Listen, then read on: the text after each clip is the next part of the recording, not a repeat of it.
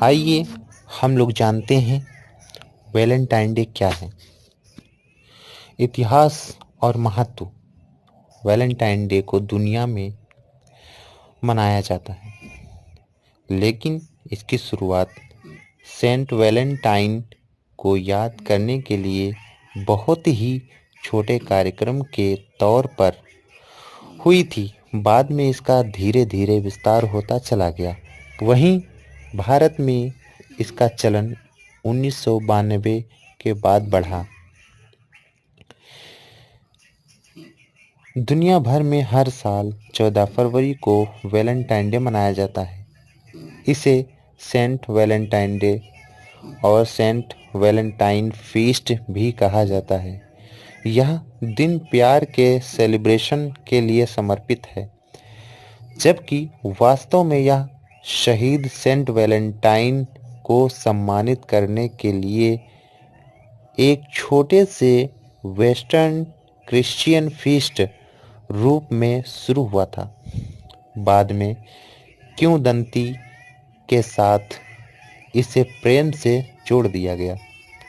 Saint Valentine feast pope Gelasius प्रथम की ओर से 496 ईस्वी में 14 फरवरी को एक कार्यक्रम के रूप में शुरू किया गया था।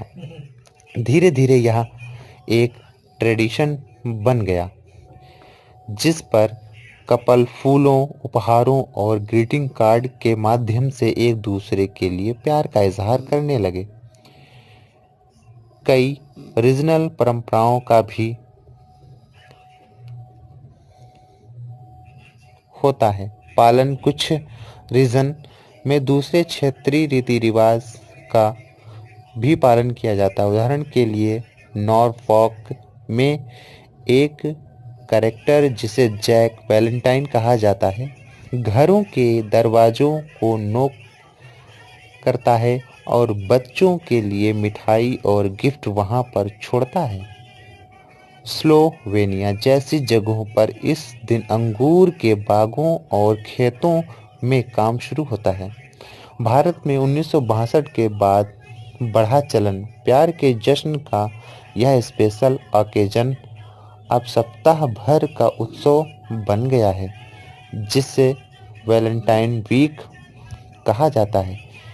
यह वीक 7 फरवरी को रोज डे से शुरू होता है और 14 फरवरी को वैलेंटाइन डे के साथ समाप्त होता है।